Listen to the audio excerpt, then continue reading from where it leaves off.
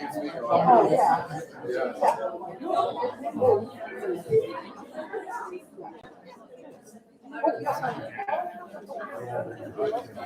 You can look at those for there. Give you something to do. I understand.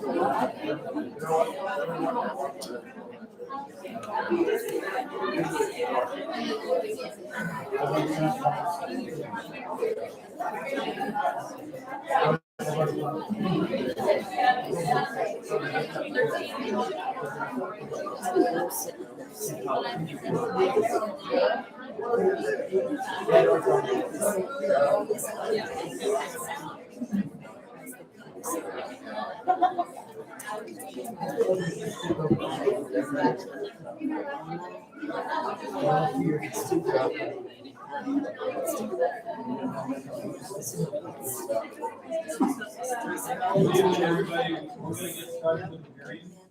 Thank you very much for being in attendance. Thank you. How's this volume gathered in the back? Can you give me a shout out if you can hear that okay? Oh, fabulous. I love that. Welcome everyone. Welcome educators. Welcome leaders. Welcome neighbors and community members. And of course, welcome students. We are glad that you are here. We are at the September meeting of the Board of Education course for Bennington Public Schools, and we welcome everyone. We are required to conduct a hearing concerning the district's budget. So we are going to conduct that hearing first. We will call the budget hearing to order, Jody, at 6:00 p.m. And I believe that the administration does have paperwork for anyone who is interested in receiving that concerning the budget. Are there any community members who would like to address the board concerning the 2021-2022 budget?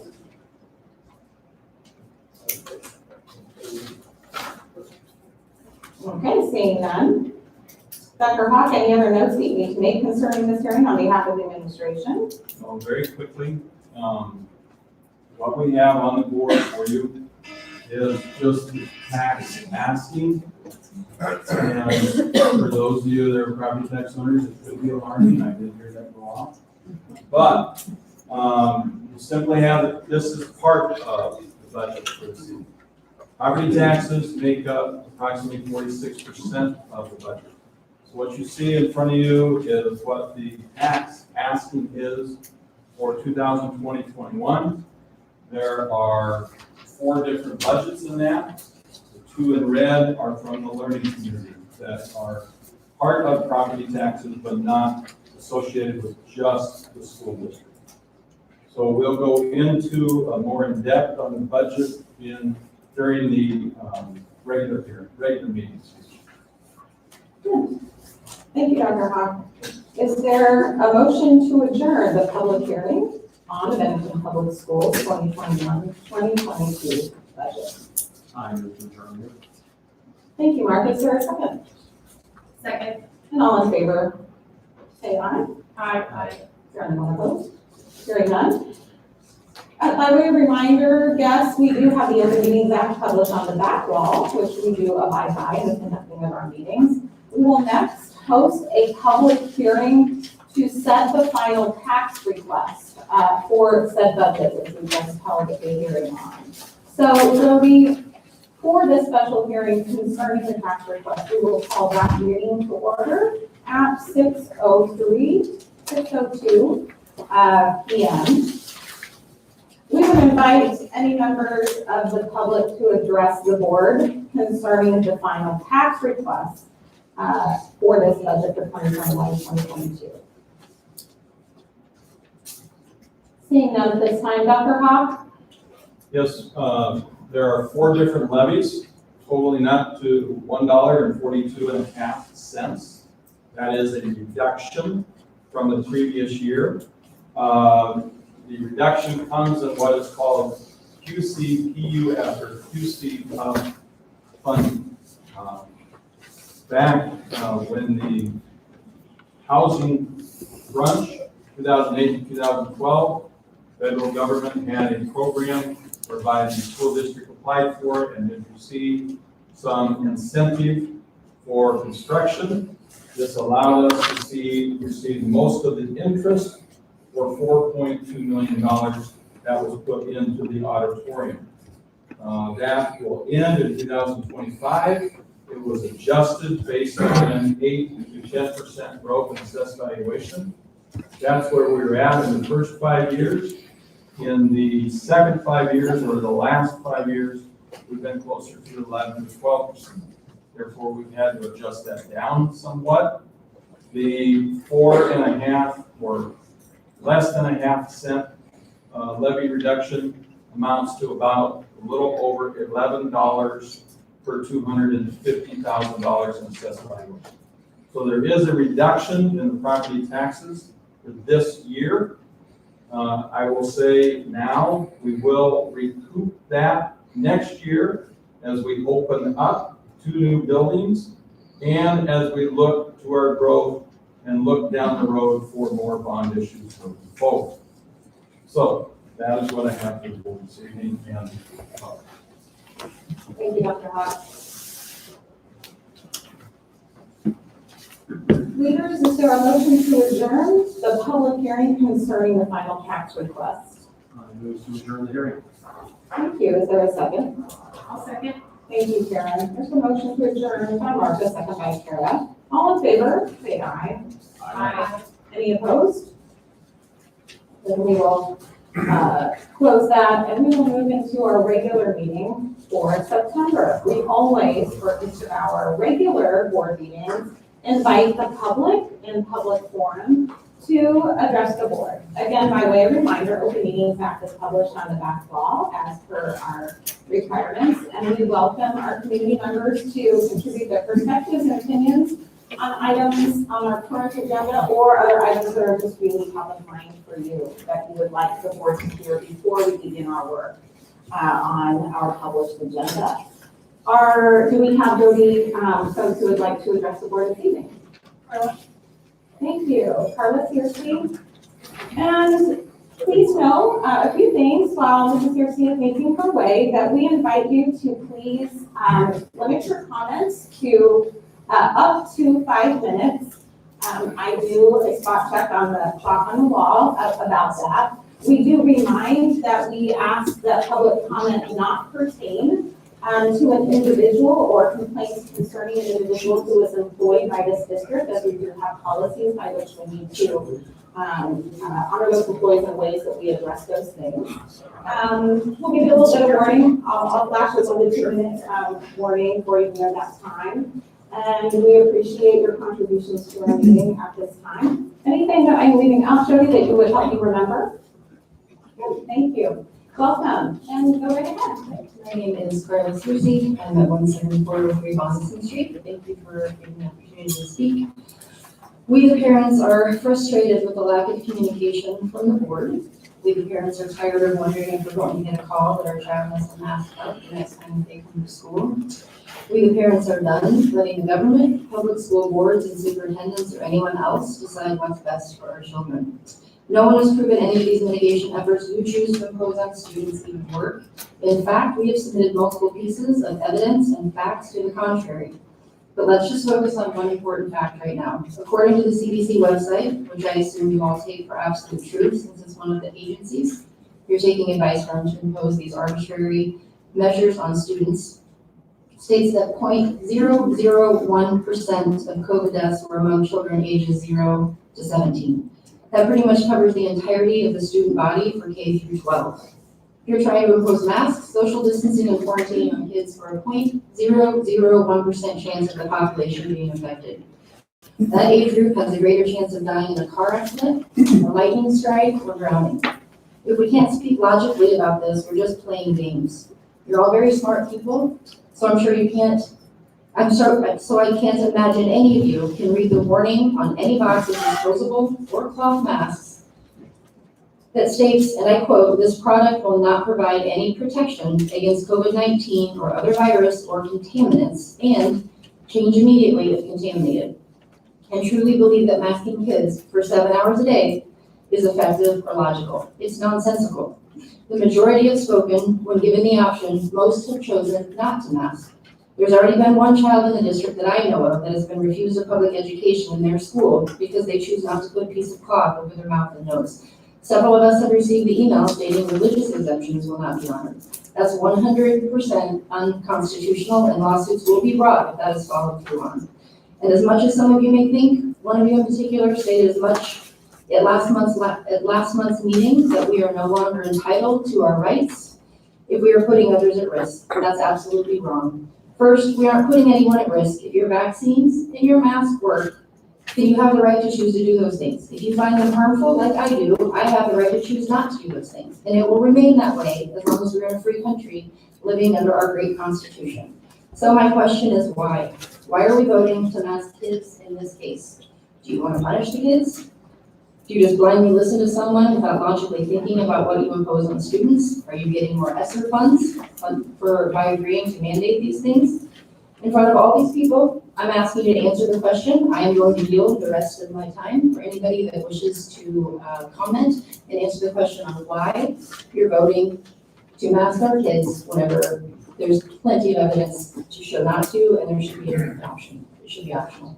Thank you, Mrs. Searcy. And I should have, and I needed to remind us at the front, this is the time for the public to address us, and we will not address questions during public comment. It's our time to listen. And then we'll proceed, of course, with our agenda as published. We do thank you for your questions, and we will acknowledge those and thank you for your time. We do have 1 minute left. If I submit a question to you all via email, would you mind answering that question for me? We will definitely make sure that someone responds to your email concerning. I appreciate your time. Thank you. Thank you. Jody, who is next that we can invite? Teresa Baker. Welcome, Ms. Baker. Hi, thank you. I'm here to say the opposite. I'm here tonight to state my utter disappointment with the school district. We moved to Bennington in 2003 with the intent of having children and wanting them to be a part of a smaller community. But instead of being part of that community, we are now instead homeschooling our child due to the total disregard for the safety and health and well-being of our children. To my absolute disgust, back to school night was met with a full school building full of non-masked staff. Even walking into my daughter's classroom with masks on ourselves, you would think out of respect for a simple proposal to put a mask on would have been offered, but it wasn't. Evidently, teachers and staff are unaware that even if they are vaccinated, they can still carry and transmit the virus to those that they teach. If I was a teacher, I would want to protect that those that are around me every day, but evidently that is not the case within our district. We keep looking at the numbers within our own district, but are we looking outside of the borders? Local hospitals are at a breaking point. From a recent discussion I had with a physician who works at Children's, they are essentially full. ER is holding admitted patients for hours or days until a bed is open. Otherwise, the closest hospital with an available open pediatric ICU is Kansas City. They have almost extinguished PCR test, all testing supplies, meaning instead of test results being provided within hours, it'll be days.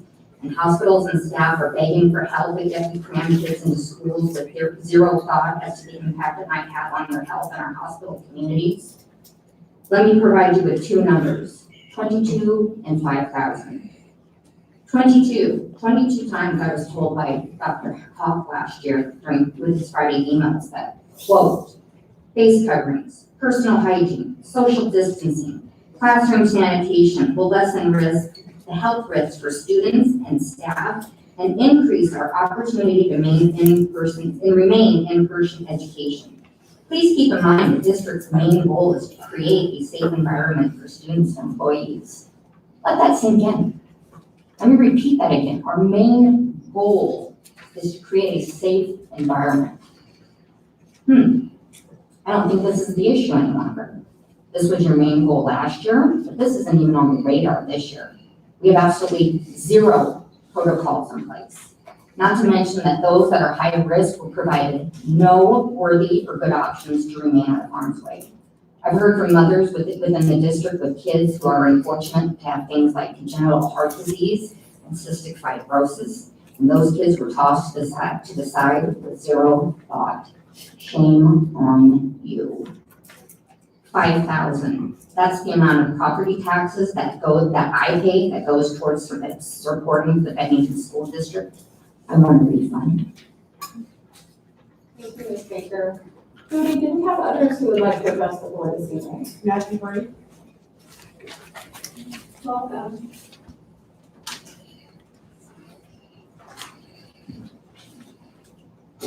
Matthew Byrne, 171 Bondison. Want to say thank you for at least not yet doing masks in schools. I know a lot of other schools have done so. I think some have, and what I've considered an overreaction to what's a handful of cases, and as I'm sure you've heard over and over again. You know, we're dealing with school kids. They're a population that's at essentially zero risk for bad outcomes. Statistics overwhelmingly show that an unvaccinated child is far less risk than a vaccinated person of my age. Wanted to say something regarding the last meeting. I emailed all of you, and I mentioned that I had assumed no changes were going to be made to the return to learn plan, given it hadn't been updated since June 15th. I double checked that right before the meeting. I wanted to make sure there weren't going to be any changes. You voted on the plan, and then I think it was 2 days later, it was updated on the board that there were actually some significant changes made to that plan that weren't published prior to the last meeting. The one that specifically caught my attention was that of quarantine rules. Specifically, you previously allowed an antibody test within 90 days as an exception to quarantine.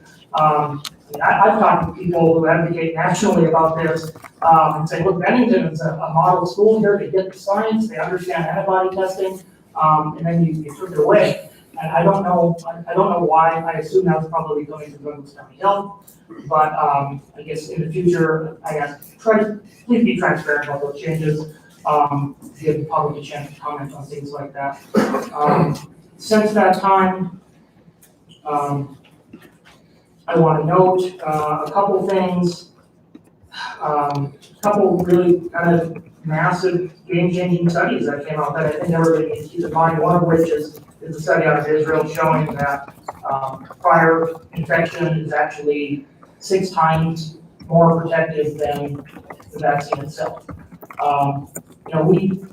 CDC as of May published 40% of school-age kids have been infected already. Since then, 5-10% at least on top of that, literally half the kids in this country have some immunity to this disease. For us to quarantine them unnecessarily is keeping kids out of school for really no reason. I think there are probably some public policy agenda kind of things that are made many levels above each of us. But if the goal is to keep kids in school, let's use the best tool we have, which is their immune system. And like I said, half the kids in our school are protected from that. The other one is, I sure hope you notice these things, the big mask study out of Bangladesh. It showed that surgical masks offer a little bit of protection, but only to those 50 years or older, not to anybody younger. It also showed cloth masks did essentially nothing. And those are, of course, what most of our students are wearing. That was really the only randomized control trial we have for masks, and I think we should look at things like that. I think the only other thing I really wanted to get into was, I touched on this last time, and I'm not going to repeat it myself, other than just to generally note, we've all seen news articles and studies showing the increase in childhood mental health. We haven't lost track of all the studies, there's so many. There was just an article the other day I read that. 1 minute? All right. Part of the reason hospitals are full is because of our mental health of teenagers literally committing suicide or attempting to commit suicide. Last meeting, we had 3 months, we got about special issues of their kids. And I guess I want to ask you, you don't have to respond directly, but to be on your mind. Have we done any research or work into whether or not masks and other policies have detrimental effects? Have we ensured that they're not going to be any mental health issues? Does anybody take the time to study whether or not kids are having problems hearing their teachers, communicating with their friends, things like that? We've adopted this policy. It repeatedly is shown to do almost literally nothing, and nobody seems to be even asking whether or not there's any downside. And I really wish that is something we could look into. Thank you, Mr. Ring. Appreciate you being here. Thank you for your comments. Voting, do we have any others who would like to address the board for public forum time? Okay, thank you. Is there anyone who didn't get a sheet delivered up your, yellow sheet who did wish to address the board this evening that we missed? Seeing none, we are officially called to order at 6:19. Again, welcome, Board of Education. Good to see you all. And we are going to begin our agenda this evening with reviewing that 2021-22 school year budget that we just conducted the public hearing about.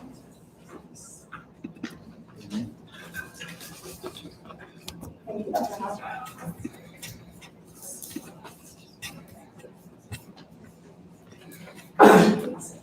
So,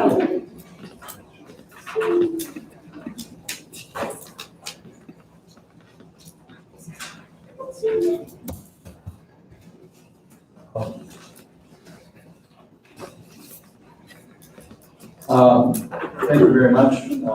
Just a little bit of detail about the 2020-21 policy, our 2021 budget.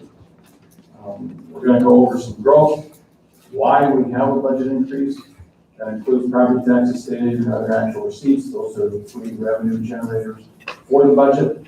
Limitations, the general fund budget itself, something in the bond fund, as this district has always, or in the last couple of decades, been doing bond funds, and then some budgeting for new schools. So as we see, we have 9.2% growth. That amounts to about 320 students. Just to give you a perspective of what that growth looks like in the state of Nebraska. There are 47%, 116 school districts in the state of Nebraska that have less students total than the 322 that we have increased for next year. If we take the 2-year growth, over 2/3 of the schools in the state of Nebraska have less schools K-12 than what Bennington grew in 2 years. The actual growth in 2025, if we continue on a rate of 10.4%, will be above 5,000 students. Employees, approximately 425, of which 290 plus are certificated, be it teachers to administrators. 50% of those have 4 or less years of experience in Bennington, and a little close to 30% have 10 or more. When we look at the assessed valuation, we have to look at property taxes and the property in which we're taxing. So we look at the last 5 years, we see that we've been in double-digit growth. So the last 5 years' growth has been 12.3%. I talked about that earlier. The previous 5 years, however, was under 7% growth. So you take a look at those averages over a 10-year period, and you're under 10% growth. We're collecting 19 million, almost 19.5 million in property taxes for the general fund. General fund is the annual budget, 1 year, and special building fund for capital outlay, less than 1/10 of a penny, or $18,000. Keep in mind that Douglas County Treasurer's Department keeps 1% of all property taxes collected. So even though you try to take the 1.5 times the assessed valuation, you're gonna come up with more than what we actually get in the budget because of that 1%. And the other thing is 97% basically comes from Douglas County, 3% from Washington County. Also, another part of that breakdown is almost 90% comes from a homeowner. So residential make up about 90%. If you look at a state average, when you mix in ag land and commercial, that 90% drops into the 60%. State aid, what the state of Nebraska does, it says if you do not have enough of your own resources, we will help you with resources from the state. Typically, income and sales tax are collected, divvied out in many different forms, one of which is aid to school districts. As you can see, we're almost at 41% of our general fund budget is collected through state aid. That is good and bad. Good that the state helps us out at 41%. As you can see, 17.5 million, that is a lot of money to keep moving forward in a general fund budget. The other side of that is that's not in the control of the school district. Each year, the unicameral can decide to make changes to that, which then can affect the general fund budget. Okay? A lot of that comes from basic funding. There is adjustments in state aid, like student growth in new schools, and those will go up and down based on the numbers that we supplied this fall. The lowest percentage was almost 8% back in 2007 and 8, and this tends to be some of the highest at this point in time for state aid in the general fund budget. Other actual receipts, I often call this the not seen, not known about. These are many different things that are collected and then divvied back out to school districts. Motor vehicle taxes, special education reimbursement, personal and property tax credits, federal receipts, homestead, land that the state of Nebraska owns and receives rent or income from is put into one pot and then divvied out to school districts on a per student basis.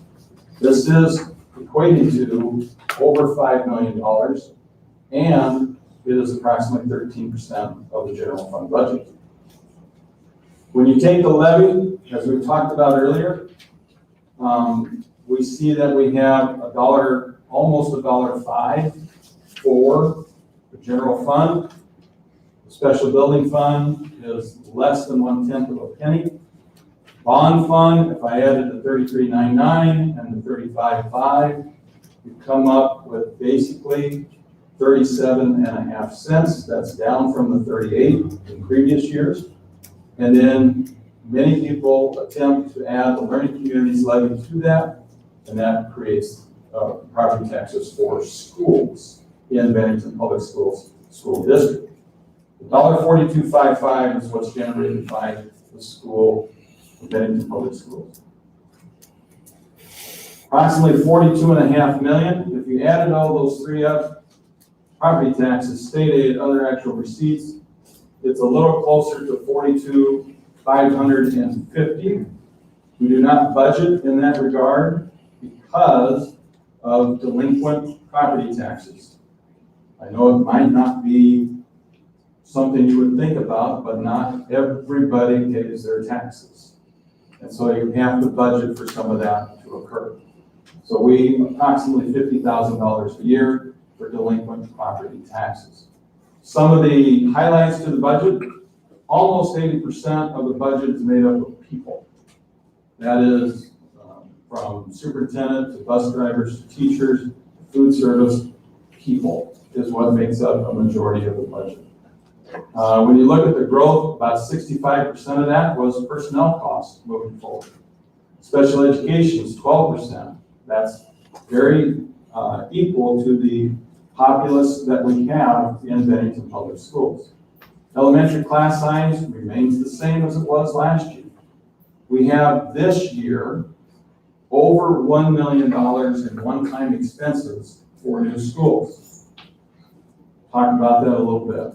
And then $600,000 in capital expenses, and we're still $3,500 under the state average for cost per pupil. So we have been either the lowest or the second lowest the last 5 to 6 years running. When you look at the division, all instruction expenditures, teachers, supplies that goes in classrooms, technology, a lot of that is in the first category. When you put special education and all instruction together, you're about 68% or 2/3 of your budget. Administrative costs, 5%, is some of the lowest in the state of Nebraska. Bond fund. Since 2003, the community has passed approximately $198 million in bonds. The bond levy has ranged from anywhere from 26 cents to 38 cents.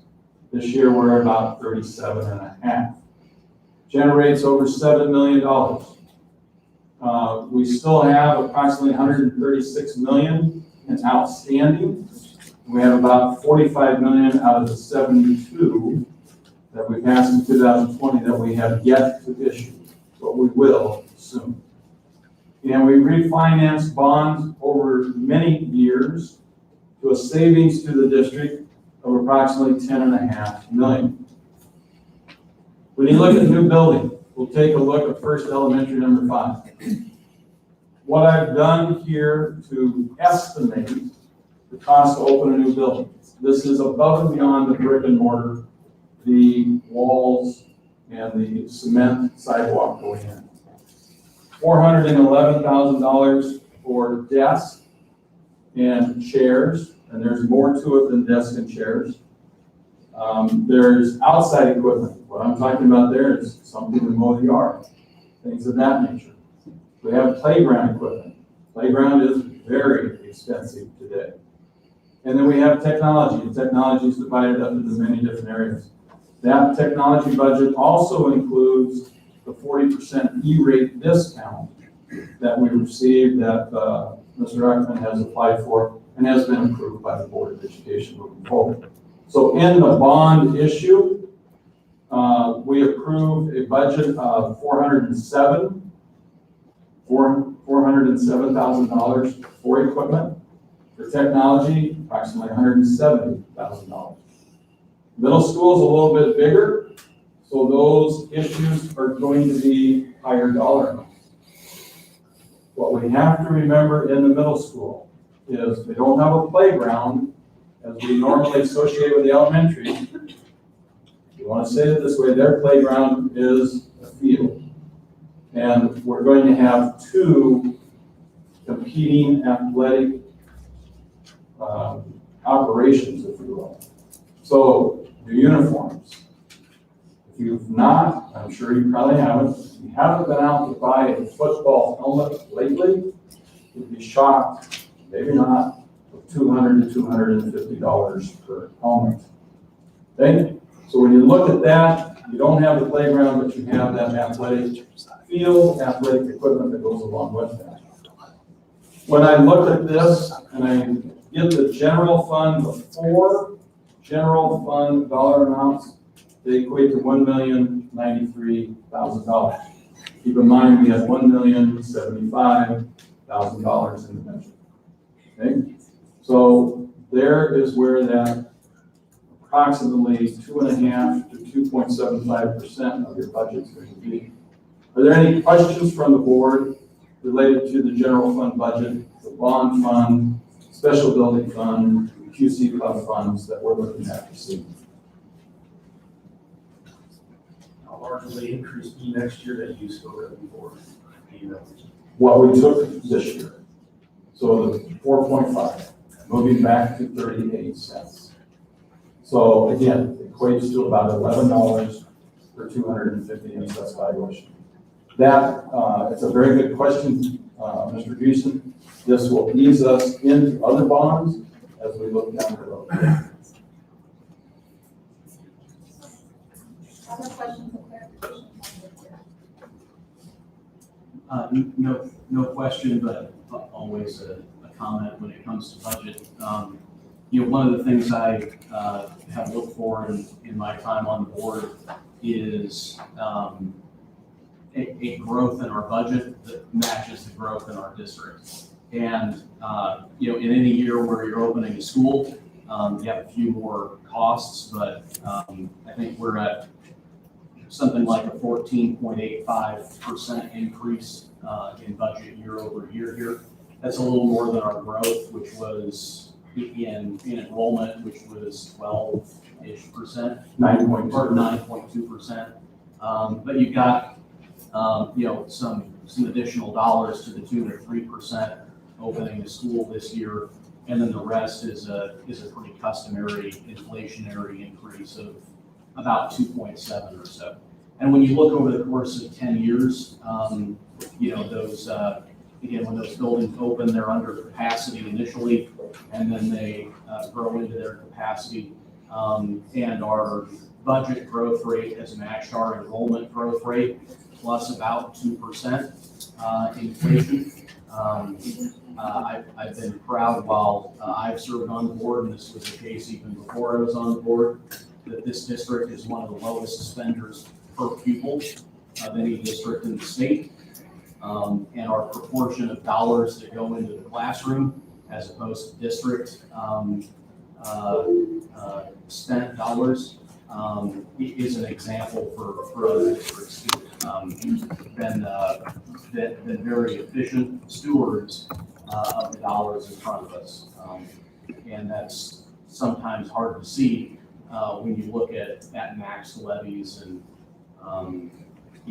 I think about less than half the dollars that are funding the budget come from property taxes in the district. That means more than half are coming from outside the district, and if they weren't, your property taxes would be double what they are if we weren't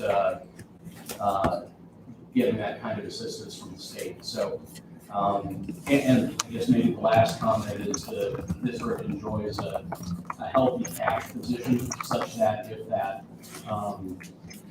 that state aid would change in the future, we have some runway to be able to react so it doesn't negatively impact programs in the district, at least not to the degree they otherwise would if we weren't in such a position. So I appreciate the work that goes into the budget. It's a difficult thing to manage with the growth and projects we have going on. And yet we continue to follow the principles of being efficient spenders. So thanks. Thanks, Mark. There was an 18-19 dip in your graph on state aid, which was, a rough year about that. I know that you have no crystal ball, but next year when we're thinking we're going to be moving this kind of back to where we are, we've got a little bit of a reduction next year. Any kind of long line of sight around what state aid is going to look like. Again, we're not going to hold you to that. I recognize there's no crystal ball, but that was a notable year in terms of state aid. So I just want to point that out. 18-19 debt can be attributed if you go to the mid-school aid. So keep in mind, mid-school aid, first year of that will be next year for the two buildings at 20%. The second year will be 10%, and then the third goes away. So that 18-19 would have been a 0 year for everyone. Thank you for that. Any other questions, clarification, or comments from the board concerning the budget? There is a potential motion before the board to approve the budget as the administration has presented.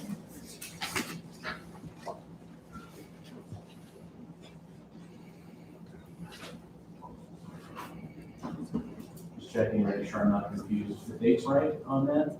2021 or 21-22? It is 21, yeah. 21-22 budget. This is 2021. Yeah, thanks. I know I'm old, but I'm pretty sure it's 21. To approve, I move to approve the general fund budget for the 2021-22 school year in the amount of $44,570,559 on cash reserve of $5,829,760. $2,686,295 from the appropriation fund budget, $288,060 from the employee benefit fund budget, $52,683,860 for the special building fund budget, $9,986,574 from bond fund budget, $2,743,883 for the school nutrition fund budget, $1.5 million for the activities fund budget, $242,600 of the cash reserve of $3,114,430.84 for the qualified capital purchase undertaking fund budget, and $31,859.80 for the student fee fund budget as recommended by the administration. There's a motion by Mark. Is there a second? I'll second. Thank you, Allison. Motion by Mark and a second by Allison. And just because I can't help myself, I'm going to do a friendly amendment on one digit of all of those numbers, Mr. Byers. Just because I know that the finance guy would appreciate that rather than $44,570,559, It's 359 is printed, but I would go to the administration to make sure that's okay. But I knew you would appreciate that. Thanks for having that. Absolutely. Any discussion about the motion as presented concerning these budget funds as presented? Jody, please call the roll. Kara, Yes. Valerie, Yes. Allison, Yes. Tim, Yes. Mark, Yes. And the motion to approve the budget does pass. We will turn now to the final property tax measure that we did discuss earlier and also in public hearing. And will have potential action in the motion for the board. The property tax, again, is approximately 46% of the budget. For the general fund, there were many other budgets that were approved. This motion or resolution is necessary to approve that property tax ask. And again, there is a potential motion before the board to take action on that final property tax request as presented. In the way of redemption, I move to approve the resolution and set the 2021-22 property tax request as follows. $19,672,414 for the general fund, $18,313 for the special building fund, $6,376,020 for the bond fund, and $666,667 for the qualified capital purpose undertaking. And is there a second? I'll second. Thank you, Allison. There's a motion by Mark and a second by Allison to approve the final property tax request for these respective funds as presented. I have no friendly amendments today. Any comments or questions from the board concerning the motion? Hearing none, Jody, please call the roll. Kara, Yes. Valerie, Yes. Allison, Yes. Tim, Yes. Mark, Yes. And the motion does pass. And with our thanks from the board to the administration, as we recognize there's a great deal of the math that goes into all of that data that was presented to us. And we appreciate the diligence and care that the administration takes in preparing that. So thank you to you, Dr. Hoppin, to Lynn and the finance team about that. We will move to what we traditionally begin our agendas with, and that is our consent agenda items, which includes our current agenda and approval of previous minutes from previous meetings that we have held and the bills. There is a potential motion before the board concerning that consent agenda.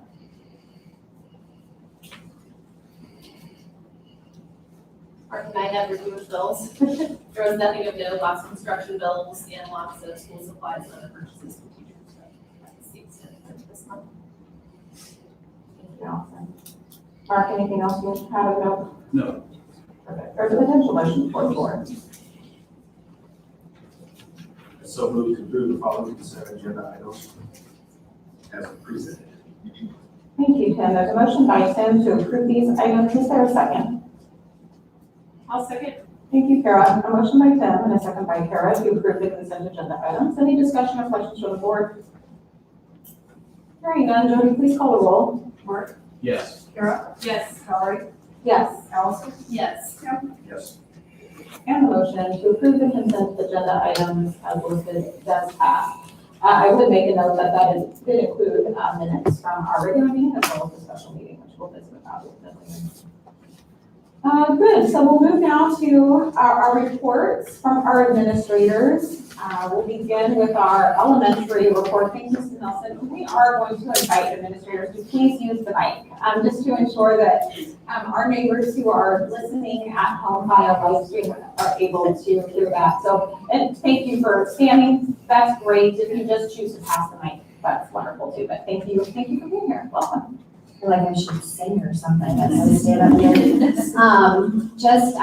As you can see, our elementary board report, if you go all the way down to the bottom, you'll see a couple of pictures, and those reflect the paragraph above that talks about the 4 Bs that all of us are doing in our schools. The one on the left is a first grade classroom that was recognized as the Heritage Influencer Spotlight Class of the Week, and the classroom picture, actually it's not a classroom. Grade level students on the other side are the weekly winners for Battle Bucks. So that's what I have for you today. Thank you. And congratulations, you guys are all winners. Mr. Hoppus with our middle school report. All right, good evening, everybody. What I would like to highlight is just our fall numbers in sports. When you look at that kind of breakdown, that's for 7th and 8th grade. Almost 250 kids out of 548 are in a sport, which is a big deal. And it is a big deal because those numbers are significantly higher than a lot of comparable middle schools, so very proud of that. And then our club started as well, and I did kind of a walk around the last couple of weeks, and we have over 250 kids involved in clubs as well, so that's a really good number. That includes 6th grade, 6th, 7th, and 8th grade, so very impressed with those two. So it's really great to see kids involved and active in things outside of the school day. Thank you for that. Dr. Dean? All of you slide down to the second page, please, Dr. Ron. Okay, it's a picture of a new classroom that was built in the G Wing. It was a health classroom last year. It was used part of the day. We were fortunate enough to be able to hire a second art teacher that's with us in the afternoon. Ms. Fisher is at Bennington Elementary in the morning and then comes to us in the afternoon. This is the first time we've ever had 2 art teachers at Bennington High School. In the past, we were able to offer 7 art courses, and we are up to 10 art courses that we are able to offer now. This was, like I said, the health room last year. It's a multi-purpose room that we designed next to the scene shop in the new G Wing at the high school. Questions about art? Thank you.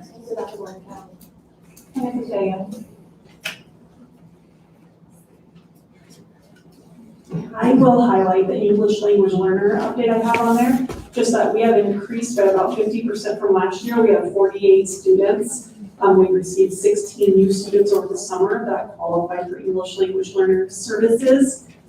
And let's see, our elementaries are where it's really bustling at right now, 3 in particular. And then we currently have Mrs. Shonop as our ELL teacher. She's only 0.6 FTE. So as we see this growth, we will continue to hopefully grow our staff in that area as well. Mrs. Fagan. And Dr. Hoyer with our curriculum and assessment updates. Good evening. I'm going to highlight for you tonight our work in curriculum. We have completed over the past year our evaluation and implementation is going on right now of new science materials for the district. The new science standards are being implemented across the district for all students at this time. For the upcoming year, we have lots of areas that we'll be working on. Several of them in the career and technical education area with the business department, as well as family and consumer science department, and our computers science will be studied this year as well. Then we will also pick up our middle school for English language arts and reading, which puts them a year ahead because of the publishers have gone out of stock and out of print. And so with our growth, we're not able to meet the needs of our students and provide them with materials. So we will manage this year, but need to adopt a year earlier as part of our plan. This will move into our ESSER funds, and I'll report to you later about that. But lots of work being done in lots of different areas for curriculum. Thank you, Dr. Hogan. Any questions from the board for Dr. Hogan? I'm very excited about the career literacy, the CPE emphasis that's coming up here. I think that's really exciting. Thank you for that. Dr. Hawk? Hey, I apologize. Foundation didn't have their data. They reported that they raised over $73,000, almost $7,500 of that was raised for teammates specifically. As we talked about earlier, we do have 425 employees, but we still have open positions. We were not able to fill 2 half-time positions in teaching and 2 full-time. We do have a contracted service for school psychologists, We were able to move a half-time teacher into full-time for the middle school Spanish with a long-term sub. And then we were able to accommodate the specials in the elementaries to take care of those teachers. But we're still looking for support staff, whether it be bus drivers, and you'll hear a little bit about that later, food service, paraprofessionals, all of those support staff areas are still in need to fill positions. Any questions?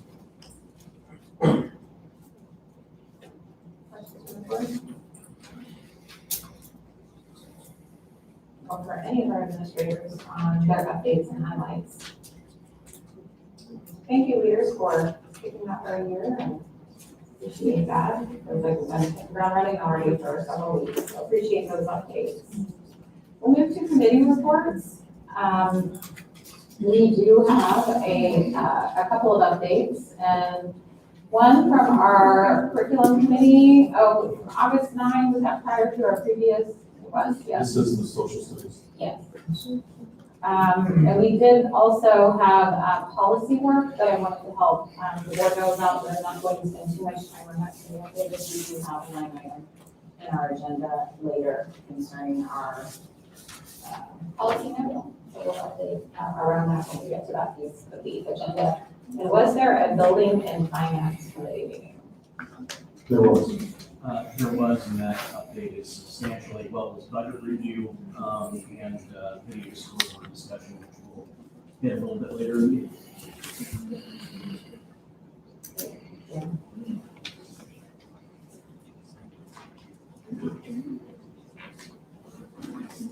Thank you. Hello, Mr. Burns.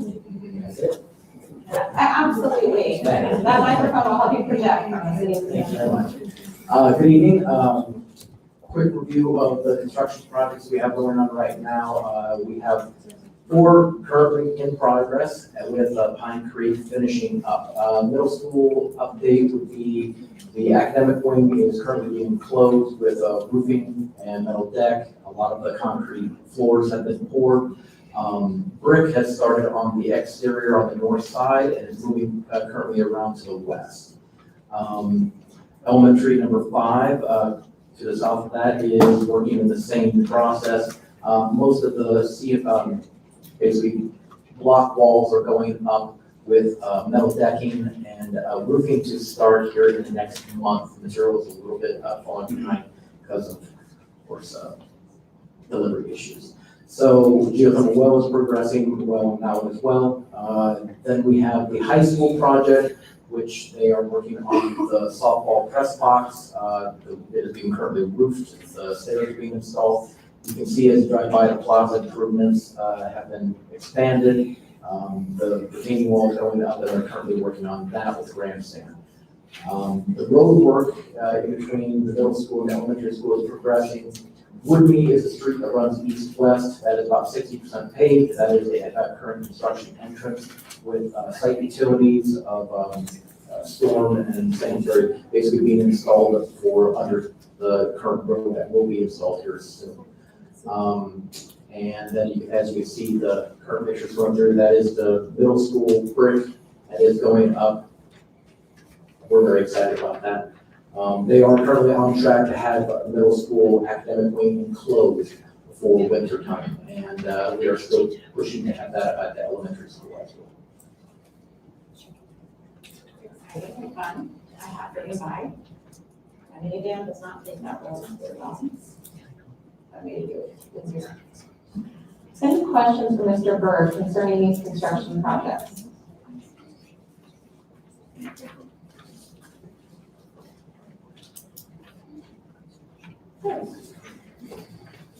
Thank you. We'll be excited to hear about this building getting closed before the church. Thank you for that.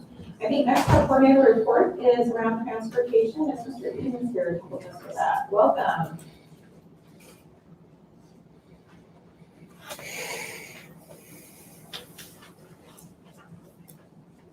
Evening. We can move on to the next slide. So staffing's been a bit of a trouble for us this year.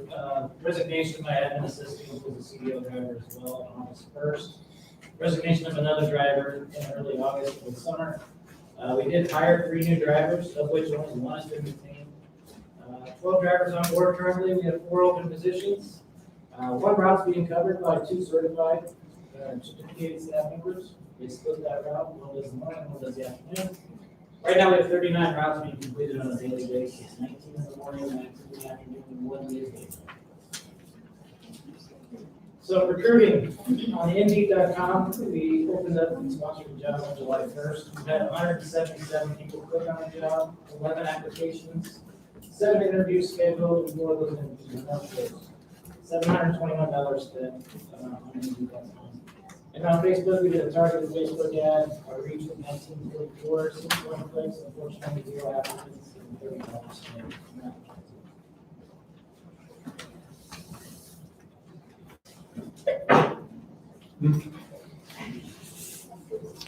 As far as competition, Sorry, you were.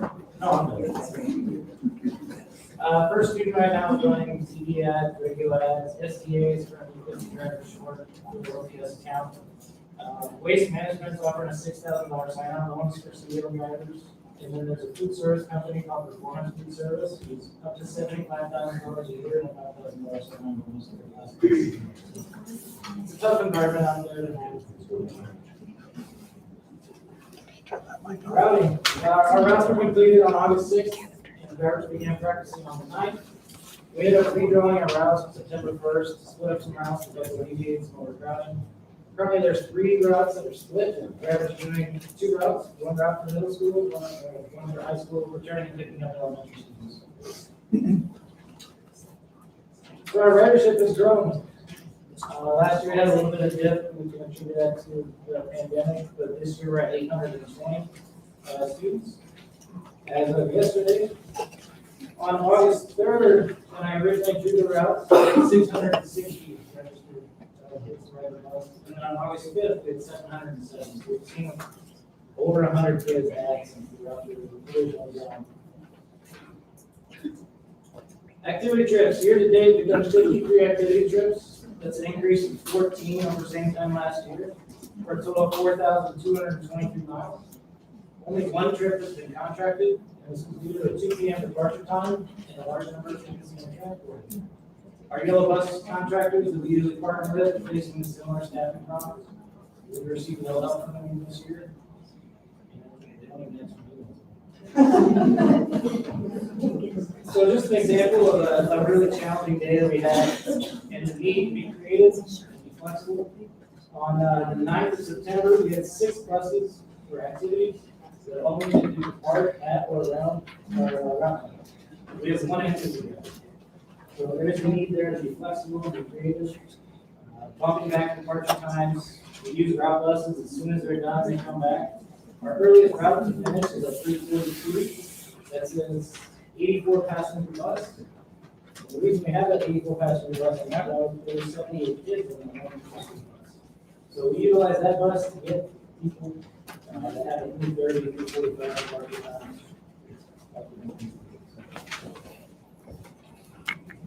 So outlook. Right now, we don't have any backup drivers for drivers. We're going to have to be creative. Staggering start times for elementary and secondary to reduce driver shortage by 40% if we're able to do that. Some are done. Activities scheduling is a challenge.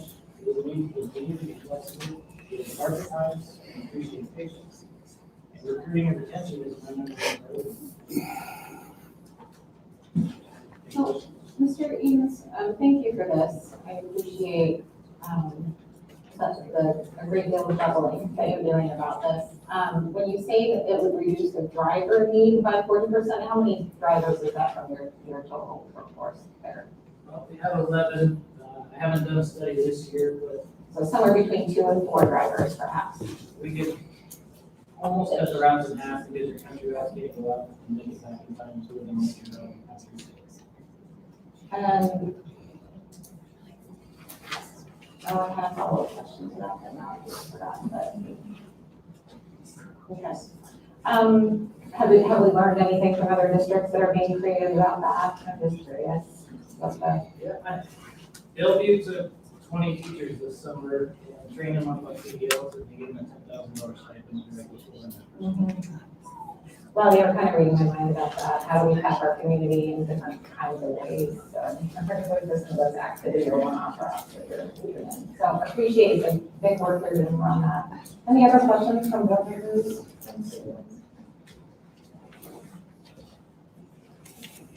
Thank you. Appreciate that update. We traditionally host a spotlight report on different programming and or curriculums in our school district. I'm excited Tammy's here today to talk about Cadre. It's one of my favorite projects to hear about. With our district, we've been very fortunate to bring talent to our classrooms through Cadre. So thanks for being here. I'm happy to be here with you, thank you. I am here to spotlight the Cadre project and our participation within today. We're going to begin by just talking a little bit about how it is a nationally recognized program that we're able to participate in. The program allows teachers that are within their first or second year of teaching to participate in a fellowship with the university, to complete a year-long internship, so to speak, while they're completing their first year of teaching. Some of the power in that program is that they're paired with support from university faculty, a district-appointed associate, as well as being able to work within a cohort of students to be able to complete their experience for that first year. As far as Bennington goes, we as a district have been participating in the project for 14 years.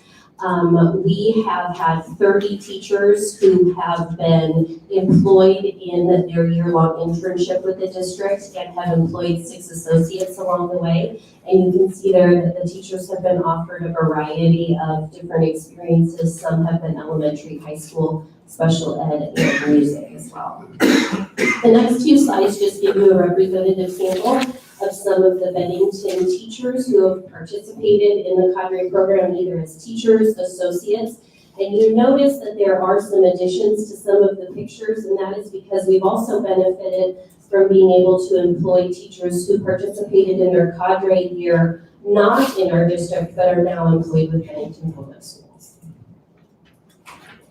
The Cadre Associate has a few different roles that kind of combine into an associate role. The first and probably most important is the associate piece that provides the coaching and mentoring for the teachers that are going through that first year of experience. You are also paired with the university to participate in a certain number of hours. The university support is varied. It could be that you're a university supervisor for some of their clinical practice or student teaching candidates. You participate in seminars and helping some of the professors with teaching experiences on campus. And then the final piece of that is that you are also have a piece where you have a district position as well. The red highlighted piece is where I would draw your eyes first. That is our current Bennington reality, where the associate has 2 teachers that she's working with, mentoring in that position, and you can see then how the job role is split up, different hours and different percentages of the job role. You can also see that that would shift if the associate would take on more teachers or fewer teachers, how then there are more hours available for the district role or fewer hours available for the district role within that. The other piece that I would draw your attention to in the red highlighted piece is that Bennington as a district is right alongside a lot of the other local participating school districts. The average is for one associate to have 2 teachers under their mentoring. Currently in the metro area, we have 9 districts that are participating with UNO in the Cadre project. This year's cohort has 37 students and 17 associates. The associate coaching role we kind of highlighted earlier is one of the most important pieces based off of the opportunity to really strengthen the teacher's reflection and effective teaching practices, classroom management practices, and we do so through measures of data analysis, highlighting the teacher's strengths, and then also the implementation of recommended effective improvements. One of the beauties of the associate role is that it's a non-evaluative relationship. So we use a lot of high-impact strategies to be able to work with and network with the teachers to help them to gain experiences and to navigate challenges that are common for first and second year teachers new to the profession. Some of those you can see here, procedure and management concerns, being able to model teaching and co-plan. And we do a lot of work with video analysis and strengthening teachers' reflective practices and critical thinking practices for the benefit of our students. The university has completed a lot of research on the project, and we just wanted to highlight a few pieces for you. Cadre teachers, they found, do outperform other educators, about 30% as those who are in their first or second year of teaching that do not participate in the project. They've measured this through different student data measures. And about 60% of the participants go on to pursue leadership opportunities, and a very high 95% have remained in education for more than 17 years. So we do see a longevity benefit there as well. Additional benefits, more kind of geared toward the teachers that participate in the program. They do have the opportunity to have this year-long, almost internship-like experience as they're being inducted into the profession. When you apply and are selected for the program, you do benefit from having graduation tuition and fees paid for you. The university provides a fellowship, so teachers are presented with a stipend while they're going through their experience here. And they tend to have high consideration for employment because of the support they've been given during their first year participating with the cadre program. I just wanted to end for you with a few testimonials of a few teachers that have gone through the program. I'm certainly not going to read that for you, but just to kind of bring it about the well-rounded benefits that the program provides for the teachers and the desire for them to see other teachers being able to gain the same experience moving forward. Questions from the board concerning the cadre program? I do have one question. I'm just curious on the selection. I assume the university handles all of that in terms of selection into the cadre program. Into participation in the project, that is correct. Within districts, they do go through an application and an interview process to be employed with the district during the year. Good, thank you for clarifying that. Thank you. So we're moving now to an update on our strategic plan. And I'm not sure which number we're doing. All of it. I'm All going of to give it. you an overview of all of it. So I'll try to be very succinct. Thank you for that, Dr. Hill. All right.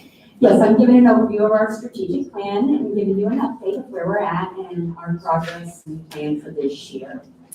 Our strategic plan started in 2013-14. It was a really inclusive group of community members, administrators, staff, students, and parents. And we developed 4 goals we met over multiple weekends and came up with 4 goals to address the needs of our district.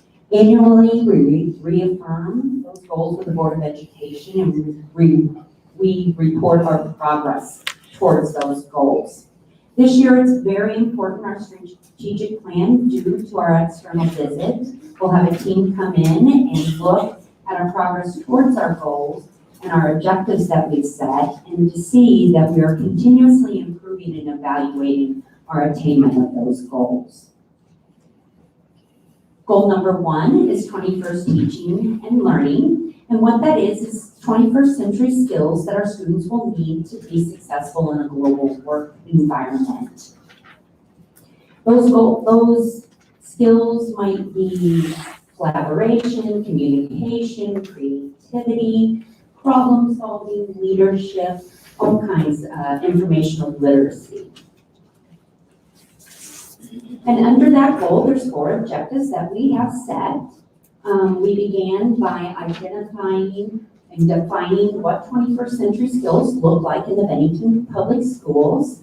We did an audit of our current teaching and learning to see where we taught those 21st century skills.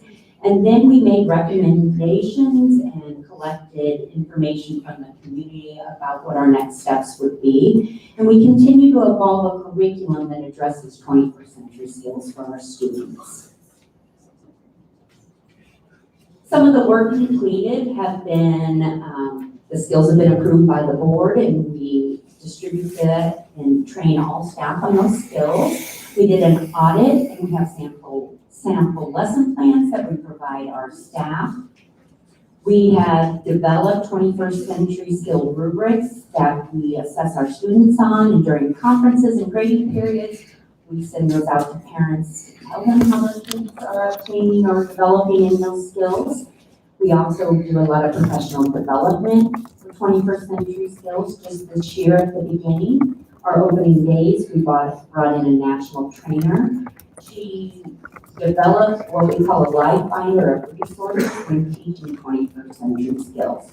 And our focus really was on not just having students practice, but developing those skills and teaching them to our kids.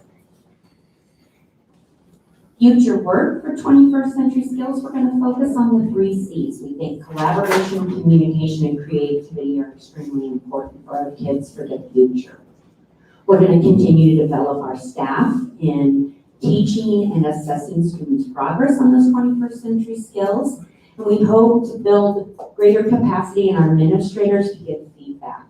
Part of it is that it's part of our rubric or our appraisal system, and when they go in to do an observation, they provide feedback in that area of teaching those skills.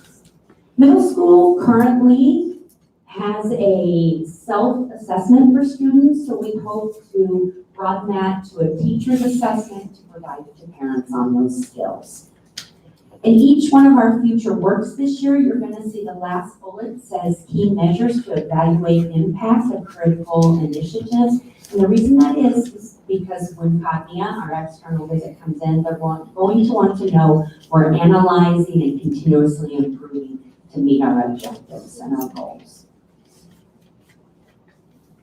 Goal number 2 is personalized learning, and what that means to meet the individual needs of our students within our learning environment. And there is also 4 objectives under this goal, and like the 21st century skills, first we define what personalized learning look like in our district and determine the needs of our students. And right now we're continuing to expand the methodology that we teach our teachers and make them good at personalizing and learning about their students and meeting their individual needs. And we want to establish an ongoing process to do this and to meet their interests and their needs. So work completed, we did define it. We introduced it to the district and our community. At first, we developed a cohort of teachers that we trained, and we kind of used a train-the-trainer method. They brought other teachers in, and they looked at methodology and practices and different things they could do in the classroom. We made them model classrooms, and then they held think tanks where they invited other teachers to come and share what they're doing in their classroom. Another important subcommittee of individualized instruction or personalized learning was our multi-tiered system of supports, what here is referred to as MTSS. And it's a bank of resources or of instructional practices to meet students that need extensions or students that need extra supports. And we continue to develop that also. Future work in this area. Well, of course, we're going to recognize those in the cohorts that continue to model different personalized learning activities. One thing we're really going to focus on this year is what we call Know Your Students. As you heard Dr. Hawk say that we had over 300 new students this year in growth. Students that were first time in our district, and how do we get to know them? We know our students, we make those personal connections, then it impacts their success in the classroom. So we're going to put a real focus on getting to know our students. Maybe we're going to do a student inventory, figuring out their learning styles, what their interests are outside of school, just kind connect that all together and their personal backgrounds. And once again, like I said, those key measures and impact and analysis of those critical initiatives will be very important this year. Goal number 3, community collaboration and communication. This goal is not just disseminating information, but it's also receiving feedback from our community and making them involved in listening to them for a positive learning environment. This one has 3 objectives. One of our main goals was utilization of social media, and then to build our visibility in the community, not only depend on our community, but give back to our community. And as you can see, these students here at the board meeting, you know, learning about it, that civic duty in our community, and also keeping our taxpayers informed. And that has been a big one with our Friday notes, trying to be transparent and let them know what's going on. And to celebrate the many wonderful things we do within our district. All right, work completed. That social media I talked about. You see an increased amount of Twitter accounts and communication through there. We've made website updates. School Messenger is how we disseminate a lot of our information. We also hold community events. The success of our bond issues has been very important. And something else that we do, that live broadcast on our YouTube channel. That was something new. We also have started our branding and a digital app. Both of those will also be part of our work for the upcoming year. We need to share those widely and make them known and continue to trademark our logo. We know that our website can be difficult to navigate and find things, and so we're going to work on developing a new website, and we're going to continue to promote the wonderful things going on in our buildings. And then the last one, of course, the impact of those critical initiatives. All right, goal number 4. The last one is meeting the social, emotional, and cultural needs of our students. There's 4 objectives in here that are under this goal. And the first thing we did was just to address and identify what are those social and emotional needs of our students and the cultural needs. You heard Whitney, Mrs. Fagan report on the increase of our English language learners. And so, you know, are we meeting them, their needs? And then we continue to identify resources and programs that effectively meet those needs. And then we want a continuous process for assessing our social emotional needs and how to address them. Work completed. Within our website, there's a community resource guide you can access. Teammates mentoring. We have contracted services with the Arbor Family Counseling. We've increased our small group counseling time, and we continue to work with a subcommittee to adopt an SEL curriculum and assess a screener. We've done a pilot, but we haven't made a commitment to one yet.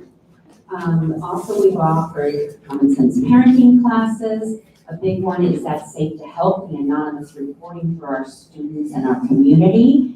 And like I mentioned, the SEL behavior committee.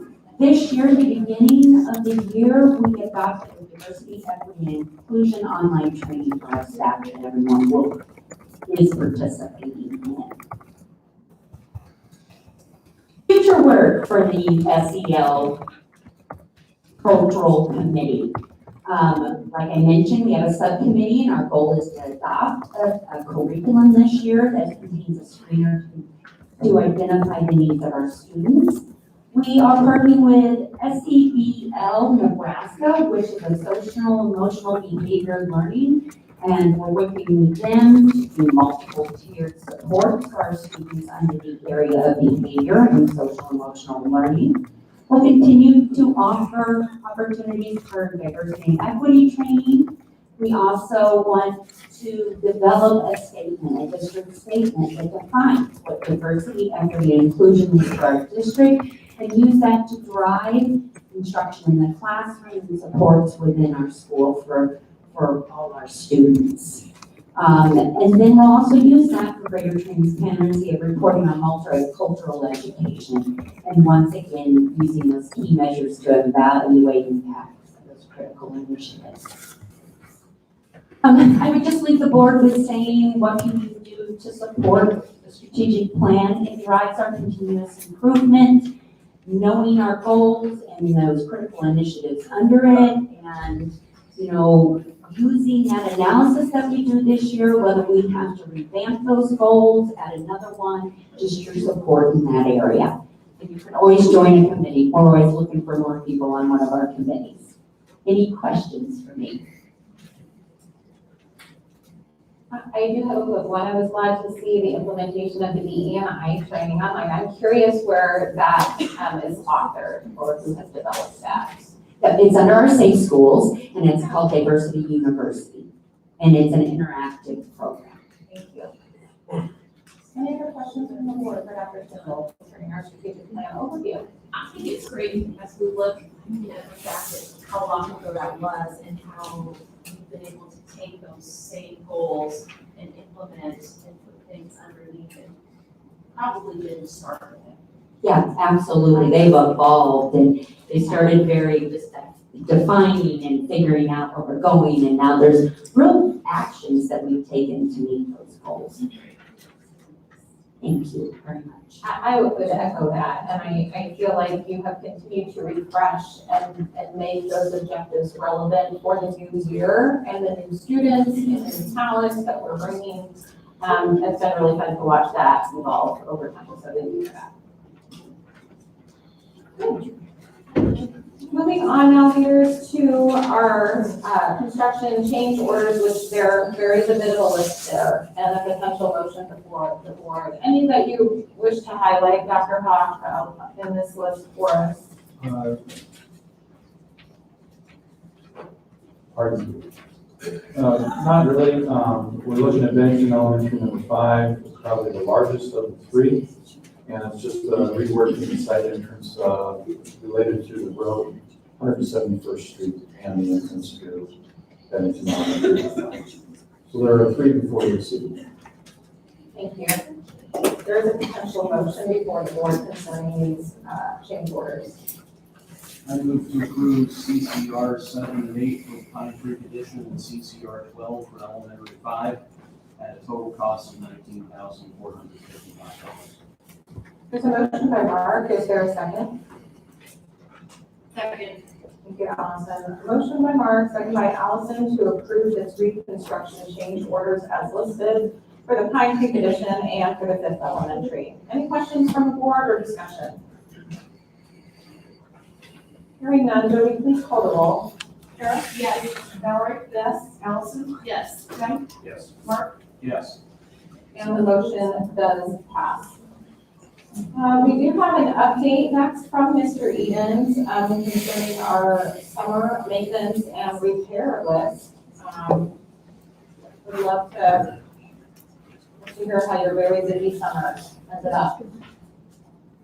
So we completed the majority of our tasks. We still have 2 major projects that are outstanding, and those are the gym divider curtains at Pine Creek and Anchor Point. We're just waiting on materials. I believe Anchor Point is in Omaha now, and they're working with Mr. Boyce to get that scheduled for installation. Other than that, just wrapping up a very busy summer, normal deep cleaning and landscaping and all that fun stuff. Any questions?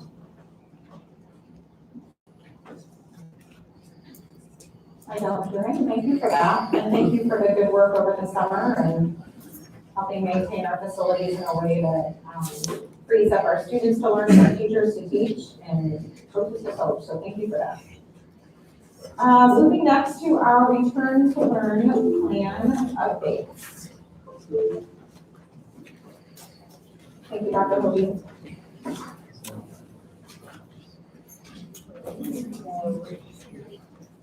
We continue to focus our goal to return everybody to school and keep everybody as safe as we possibly can. So highlights for tonight's update. We have frequent questions about where people can locate information, and so we'll highlight that tonight. talk about updates to our school operations, and then share our ESSER 3 updated plans. So where can you learn about what's going on in the district, communications that go out, our district dashboard of students absent. All of that can be found on our COVID website. If you go to our main school site, the yellow highlighted spot is our return to learn plan. And once you get there, you'll see the COVID-19 site. And then any of the tabs at the top of that page will take you to deeper, more information. So 2 clicks should get you to most things that you want that discuss COVID. Might go in and out. Currently, school operations to highlight for you, we continue in the green because we have had limited spread in our school. We have 100% of our kids in school. We highlight that here based on specifics in our school district and working with the Douglas County Health Department for that. Changes that have happened over the past week that we have shared out with our community, changes that have been recommended by the health department. If we have a positive case in a classroom, that entire class will self-monitor, and any unvaccinated students or adults would wear face coverings for 14 days from that last exposure. And then we can continue to have kids in school during that time. If there would be 2 cases in that same classroom within 14 days, that entire class will wear face coverings if they're unvaccinated, and we will continue to monitor for any symptoms. If we would end up with 3 cases within that 2-week, that 14-day period, we go to Douglas County Health Department for further mitigation measures, which could include quarantining an entire classroom. But at this time, we have not had that.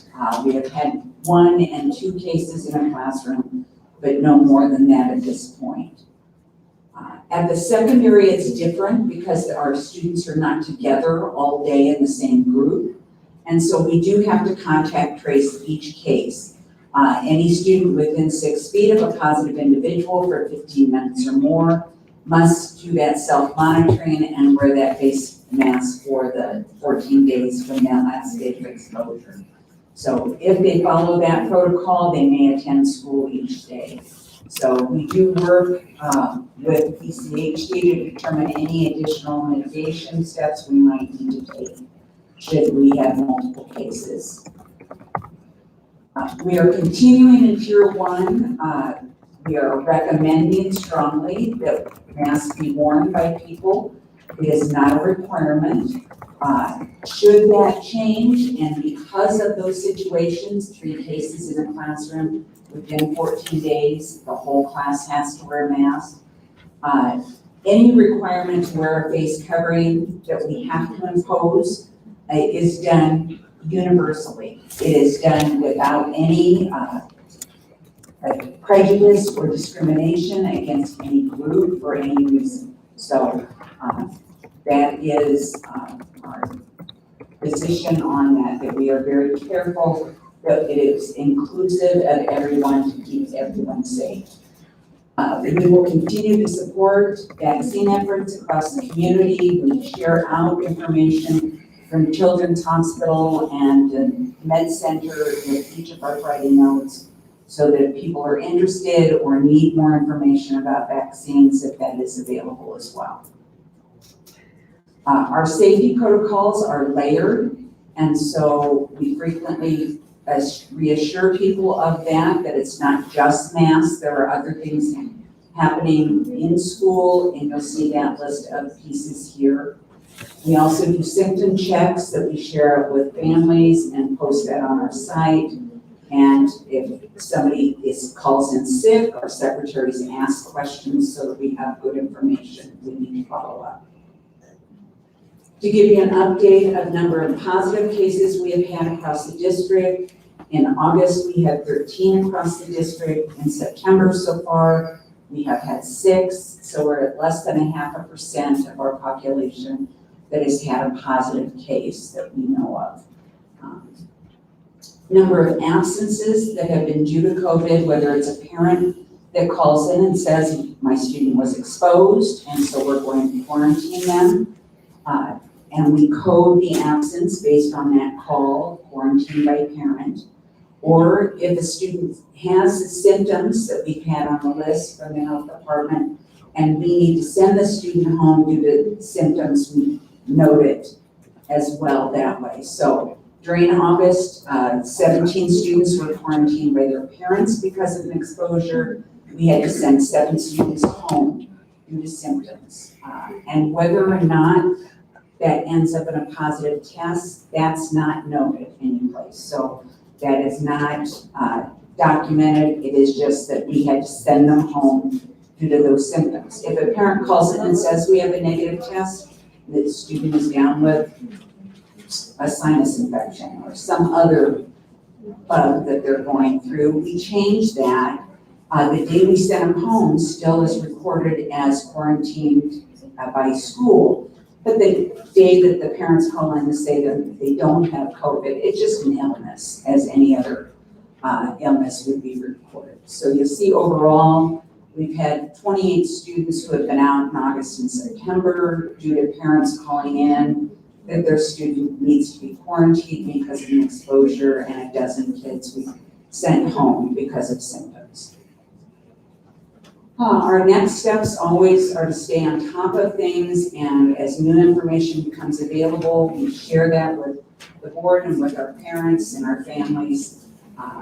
And we continue to update the return to learn plan with changes in that quarantine procedure as that happens. So we do update that weekly, but those meetings oftentimes don't happen until Thursday or Friday with the health department. So it is oftentimes the following week before our plans are updated for that.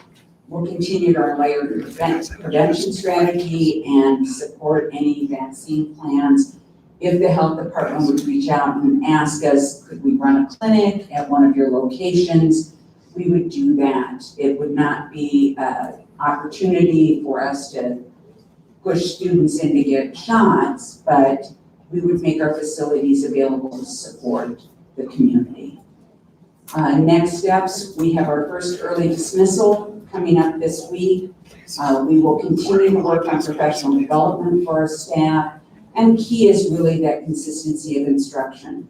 So when we do have students absent, we are consistent in how we send materials home and have that prepared so that everybody stays on the same page as we move forward.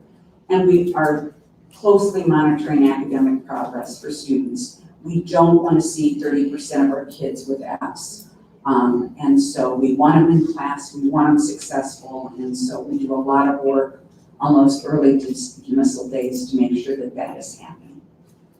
On the ESSER 3 funding, we originally had outlined a plan for our community of using these extra funds that are coming our direction for science curriculum. Because of some shifts at the end of the year with budgeting, that those funds were able to become available from the general fund. So we will not need to use our ESSER 3 funds for our science materials. We are looking at, part of the ESSER plan requires that we use these funds to support students in areas that we need to close the gap of any learning loss. The area that we found as we studied the data that I shared with you a couple of months ago, reading was lower than mathematics. Our kids were almost on target with math, but we did find some gap over the past 18 months with our reading. And so we are proposing, and in our current plan that we're submitting to the state and the federal government, is to use these additional funds to update our reading and English language arts curriculum. It is immediate this school year that we'll be working with our 6th through 8th grade teachers to get new materials and update curriculum and make sure that we're filling any gaps for students in those grade levels. This is a 3-year grant window that we have, and so we're recommending that we hold funds for the following year when we do the same work in grades K through 5. And so our focus will really be on reading, instruction, and over that 3-year period, work to update materials for all of our students in K through 8, and especially focus on that reading and maintain that high achievement levels that we typically have in Bennington, and fill any gaps for students that we might need. We are accepting any feedback from community members, teachers, parents on the funding and how we're going to use those funds, and emails can be sent to Mrs. Fagan or myself as we are writing that grant application for that. What questions can I answer for you tonight? I've had a number of constituents ask about the vaccine clinics. Yes. So I just wanted to verify that we will communicate in advance if you decide to host those, so that all parents will be made aware where those are Absolutely. listed in our facilities. Absolutely. And will they be held during the day, or will they be held when students are not present? A lot of that is dependent upon the county. And so I'm sure the county will work with us one way or the other in that regard. Most of the time, those are done outside of school because of making sure we have the facilities. As you know, if we were to go to Anchor Point or Pine Creek, the gym is used all the time. And so I venture to say there'll be a combination of both, accommodating what our needs are and then what the community's needs are as well. I have a related follow-up to that around influenza vaccines for this season. Do we offer those here? Will we be offering those here to staff or? We do offer those to staff and their families. We do not open it up at this point in time to the whole community. The logistics of that would be a little bit too much for one stop shop and that. Thank you. Yes, I do have a concern about opening this up for people to just come into our facilities. If our students are there, if we're trying to do a very good job of keeping them healthy. I would rather not see people go into the building and impact anything. I mean, I don't think that would be a great thing at all. If it's after hours, I can see something like that becoming something better, but If we were to do that, Mr. Greason, then we would probably isolate by all means. okay. So particularly Heritage, Anchor Point, and Pine Creek have doors to the gym. They're isolated away from the populace. And if we were to do that, then we would isolate that from the rest of the student body. And I should also say, not just because of spreading COVID, just safety alone for any kids. Correct. Or teachers. And is the county thinking of asking the school just as a place, or are they doing it for thinking that students will? I think it'd be a combination of both. More of the logistics of it. So hosting of doing so, and obviously gyms are a big area, so they can spread out and have the logistics of those shots on. But it could also be that there's a populace there that needs to be served. We found that when we offered a test clinic, that some community members came, but also students had the opportunity to get a COVID test during the one time we opened a school facility for that. And they have found that in the Omaha Public Schools, that when they've hosted those clinics, it's been a combination of families and students that participate.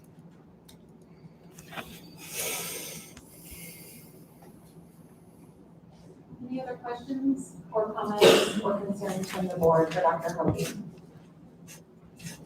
No questions, but I do again have a few comments. So,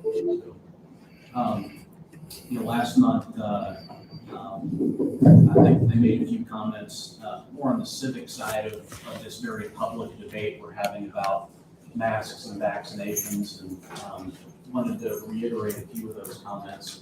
Before I do that, I wanted to say thank you to all district patrons who have shared their opinion, either in public forum or in email, or in sidebar conversations with board members. For sure, I'm not technically able to speak for the board or the district. I think I'm safe to say that all of those things weigh on our heads and on our hearts. as we think about how we make decisions in this environment. And so what I'm going to speak to from here is how I think about this as a decision maker, and I don't speak for the rest of the board or the administration. But as I said last week, while a lot of science has been presented to me, kind of pro-mask and con masking, nobody has been able to show me where a school district has the statutory or regulatory authority to mandate masks in the state. Revised statute 71-1600, the whole batch of them, but in particular 1612, gives the state health department, the county health department, and the cities of Lincoln and Omaha the authority to regulate public health, not school districts. So regardless of my personal opinions on what I think we ought to do with masks, as a member of the school board, I'm duty bound to follow the law of the state of Nebraska. I can't mandate a mask. And if the county were to mandate a mask, I have no authority to ignore it. If I don't like the way a sidewalk's built in our district because it's unsafe for kids, the school district cannot go rebuild the sidewalk. The city or the SID needs to do that. If I want to change the speed limit on the road because I think it's unsafe for kids, I can't do that. The county has to do that. If I want to put up a stoplight across from the middle school, I can't do that. The county has to do that. Now, what the school district can do is hear its patrons' opinions and work with those authorities to get those things done in the best interest of kids. And in fact, that's what we do. And that's what we're doing as it pertains to this public health issue. We're working with the county so they understand our perspective on what we think is right for kids. But I maintain that this school district, nor any school district in the state of Nebraska, has any authority to mandate vaccination for masks. Now you say, well, some districts have done that. How in the world can they do that? Well, they're adding a mask as part of their dress code, which I think is a perfect example of an end around, well, this is something we want to do, we don't have the authority to do it, so we're going to stick it in a place that it doesn't belong. You might ask, well, you were all for masks last year, why aren't you now? Well, last year, the city of Omaha mandated masks, which meant de facto every school district in the county was required to use them. And there were directed health measures from the county and the state that we were required to follow. And so we did follow them. Those conditions don't exist anymore. And when those conditions don't exist, you get to choose. There was a suggestion that a board member, I think it was me, said that personal freedoms don't exist in our community when this situation is in play. I can understand how that was misunderstood. Sometimes it's hard to hear in this room and on tape. What I did say was personal freedoms don't exist independent of your community. This quote was bandied about on social media a bit with the suggestion that I read the Constitution. So let's talk about the Constitution a little bit. The Constitution says, we the people form this government. And we the people as a community is what gives your personal freedoms credibility. We all think that money has value because we agree it does. And your personal freedoms exist because we agree they do. But standing up and insisting on your personal freedoms and ignoring the success of the community is not really the way to go either. So my suggestion was that we have a respectful dialogue about how to work through this issue. And I think this is an interesting week to talk about this because this week is bookended by 9/11 and Constitution Day on Friday. So those of us who were around for 9/11 remember in the aftermath of 9/11, we passed the Patriot Act. And we had a years-long debate about the personal freedoms that we took away from people, right? In terms of protecting safety and monitoring communications, because we all felt scared. And, you know, we've, in the 200 years since our founding, we've had lots of these debates. Anytime in a free society you have personal freedoms and community interests, you're going to have a discussion about where we can all meet in the middle and get along. So I think I've said my piece, probably gone on way longer than I needed to. But I want people to understand that, you know, the folks that are elected to these positions, you know, I don't have any, I'm not trying to impress any political authority. I don't have any political agenda. My kids go to this school and your kids go to this school. I'm trying to do what's right and best for them in the legal ways that I'm able to do it. And that is to advocate for our kids through the public health authorities that have the authority to manage this issue. So, thank you very much for ignoring my comments. Any response from other board members or additional comments concerning the return to learn plan? Are we, for the kids that were missing school, for the COVID, are we able to make sure they're doing well at home with, learning, everything? We follow our typical response that we do for any illness and make sure that kids have material, teachers follow up with students, and students have a time frame to turn in missing work. Thank you. Any other comments or questions for the board? Thank you for that, once again, for that update. We'll turn to new business now, which is led by a discussion concerning our policy manual.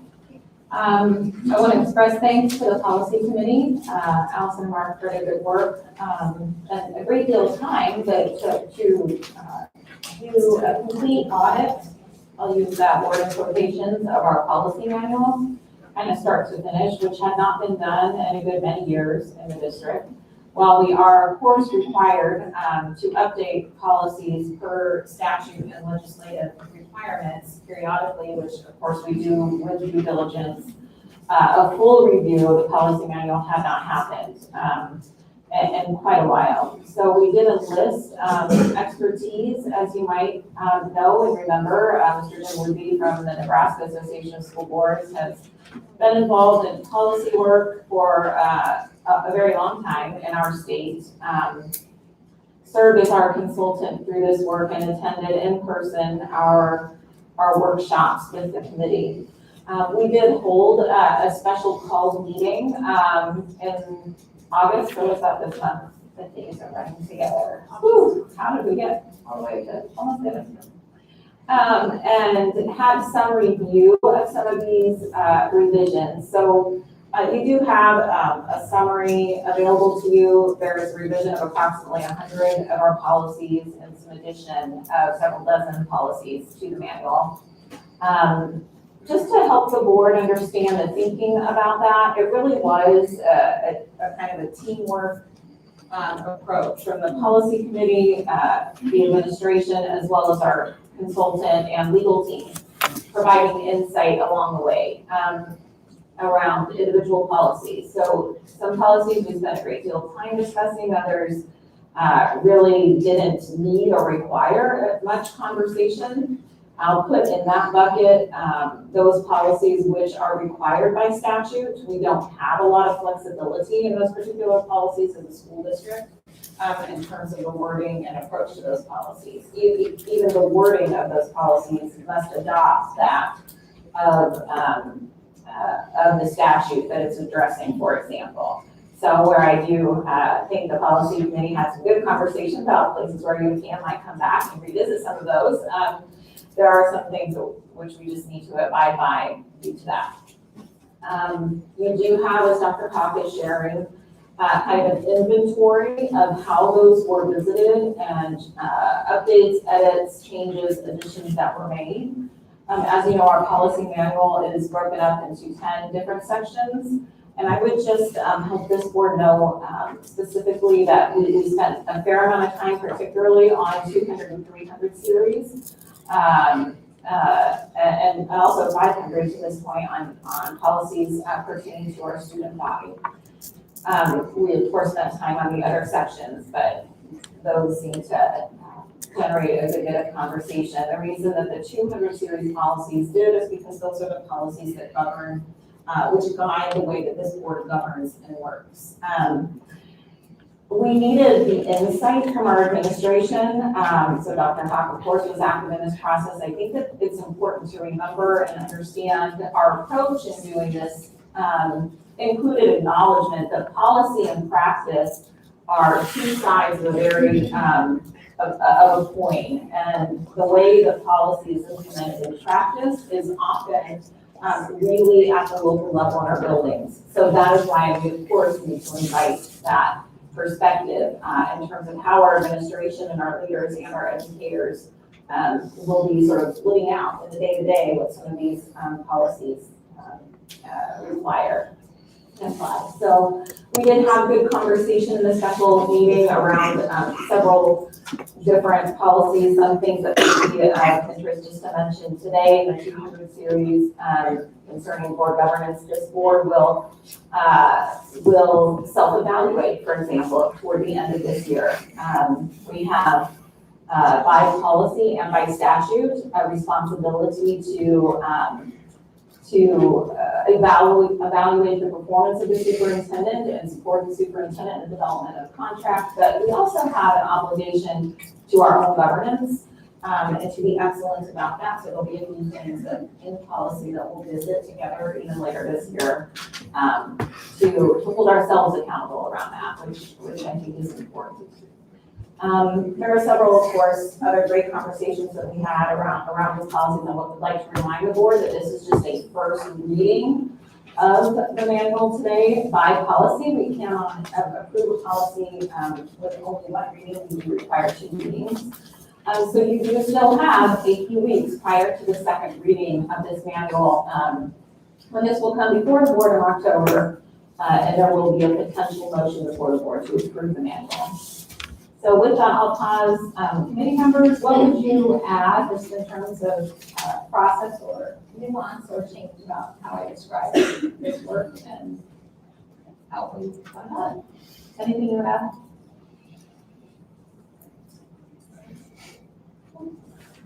I couldn't have done that, but I felt like somebody did. Any questions, concerns, or wonderings from the board? Regarding this, I imagine that there certainly could be. Please email me or another policy committee member if you do have questions around this inventory. Dr. Hawk, anything you would add for the benefit of the board? Thank you. I do appreciate the time and consideration and work of the 3 policy committee members and the full board. There will be some modifications in all likelihood because of these policy changes to student handbooks. And then we'll make those adaptations. We'll communicate clearly what those are, and before we make any changes to the student conduct rules or handbook as we move forward. I appreciate that, and you made me think next month as we bring the manual to the board for review and approval, or at least to take potential action. I'll then work with the board secretary, of course, to ensure that all of our policies are updated accordingly and reflect all of the edits and changes that we've made in this process once that happens. So we would appreciate maybe just a little bit of grace about that as we swap out a couple hundred different policies and or add them to the website to make them available to the public, which of course they currently are, but these updates will be made subsequent to that. So we appreciate your patience with us as we get those final versions uploaded to our website. Is that fair, Madam Secretary? Okay, thank you. Good. Any other questions or wonderings from the board?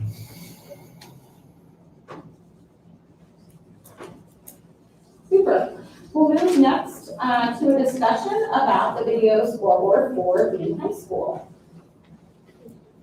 Thank you very much. I'd turn this over to Mr. Byers, who's done a lot of work in this area. I'd like to thank the Booster Club for bringing to the administration and to the Building and Finance Committee the idea that we install a video scoreboard in the high school gym. I think there's a lot of enthusiasm for that idea. I think it would certainly be a really great amenity for our student athletes and indeed provide some opportunity for education, community use as well. So excited about the proposal. When it came to us in April, it also came with the concept that advertising sponsorships would appear on the video scoreboard and be used to fund the scoreboard. And at that point in time, we didn't have an advertising policy that could kind of deal with that concept and what it looked like. So we went to work on the development of the policy, which is included in the policy manual that we just went through first reading on. And as we were contemplating that, we were also kind of thinking about the best arrangement for the purchase and installation of the scoreboard. Again, the Booster Club kind of generously suggested that they fully fund the donation of that scoreboard. As we kind of thought about it further, though, I think there are a couple of reasons why it might be a better concept to share the cost of that. Namely, that the scoreboard will be used for some, again, educational and extracurricular and community purposes that are kind of outside of the Booster Club's mission of supporting high school athletics. We likely have a new high school coming down the road. And for purposes of equity, if we have a scoreboard in one high school, we should have it in the other high school. And likely there would need to be some district funding of that at that time to get that done. And so it didn't really seem fair to ask the Booster Club to foot the whole bill here. And then, the sharing of some of the costs will allow the Booster Club to get back to doing what the Booster Club does best, which is raising funds to support other of our athletic programs. So what the concept we kind of landed on was the Booster Club is, again, very generously willing to donate 51% of the proceeds to purchase and install the video scoreboard. We would have a licensing agreement then with the Booster Club for 3 years for them to be able to sell advertising sponsorships for that board for school-sponsored athletic events in the high school gym. And then any non-school sponsored athletic events, so community extracurricular or non-athletic events held in the gym would still be available for other organizations to be able to use. And that 3-year license agreement would renew as long as all the parties agreed that they wanted to do that.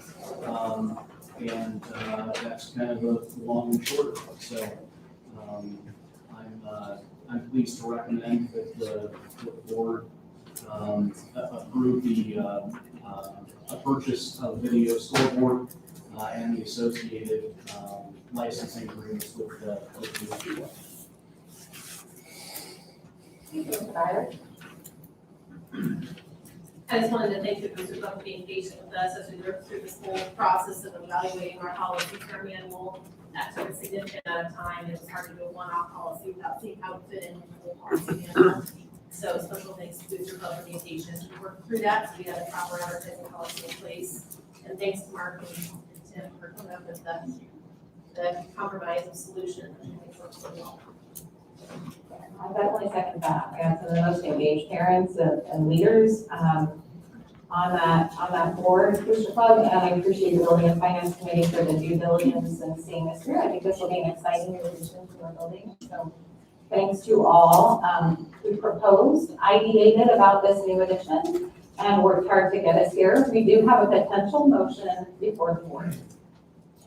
So move to authorize superintendent to develop and enter into agreement with Penny Booster Club for the purchase of the video scoreboard with a selected provider and a licensing agreement with Booster Club on the terms described above. Such agreement subject to board approval. Thank you. Then we have a motion by Tim. Is there a second? Second. Motion by Tim, a second by Allison. Any other discussion about this motion or questions from the board? Just, we don't know what provider we're doing yet, is that correct? Or are we don't know. We're working with administration and other providers to see not only what works in the gym, but the program that we want out of it. Thank you for that question. Any other questions or comments from the board? Hearing none, Jody, please call the roll. Mark? Yes. Kara? Yes. Valerie? Yes. Allison? Yes. Tim? Yes. And the motion to authorize the superintendent to engage in this work with the Booster Club is approved. Moving next to the student attendance proclamation. This is a proclamation the board has approved annually. It's attendance awareness month, and not only the state, but the nation. Obviously, the start of school, very good time to do so. So we asked the board to approve the proclamation, and for the reasons that attendance at school is very important. I move to approve the resolution as presented, proclaiming September as Attendance Awareness Month and commit to focus on reducing chronic absenteeism to give all children an equitable opportunity to learn, to grow, and to thrive academically, emotionally, and socially. Second. Motion by Val, second by Mark. Any questions or discussion from the board? Jody, please call the roll. Allison? Yes. Tim? Yes. Mark? Yes. Kara? Yes. Valerie? Yes. And the proclamation does pass. I think we do have some resignations to, We do. We have 3 before you this evening. thank you. Is that a potential motion to accept those resignations to the board?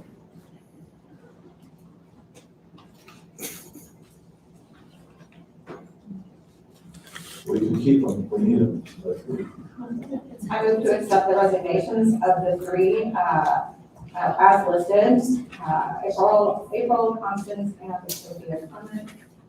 Liz, thanks for service and your years to the district.